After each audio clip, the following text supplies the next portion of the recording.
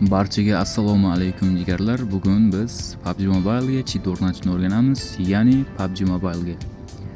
Endi cheatni qayerda olamiz deyotganlar uchun Telegramga kiramiz, qidiruvga yozamiz. Kuchukcha sp tagizchiqcha config tagizchiqcha mods. Xuddi shuni yozganimizdan so'ng bizga kanal kelib chiqadi. Eng ko'p obunachisi bor kanal va kanalga kirganimizdan so'ng bu kanalda har xil turli cheatlardan foydalanib bemalol o'ynashingiz mumkin. Endi buni o'rnatishga kelsak, o'rnatish videosini boshladik. Endi jigarlar cheatni o'rnatishga kelsak, cheatimizni yuklab olamiz. Yuklab bo'lgandan so'ng postini o'qib chiqamiz. Xususiyatlariga kelsak, yozib qo'yilgan hammasi. Paroli kuchukcha sp.mods. Shu parol ustiga bir marta bosamiz. Bosgandan so'ng avtomatik nusxalaydi.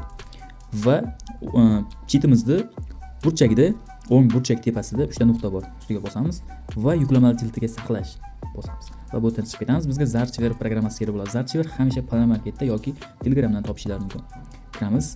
Kirgandan so'ng bizga download Telegram va bizga yuklab olgan faylimiz xuddi shu yerga kelib tushadi. Fayl ustiga bir marta bosamiz va bu yerga chiqarmoq. Bu yerga chiqarmoq bosamiz. Bizdan parol so'raydi.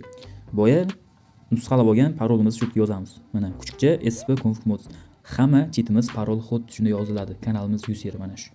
Va OK buyrug'ini yuboramiz. Bizdan fayl kelib chiqadi, flash degan fayl. Shu faylni bosib turamiz va nusxalaymiz.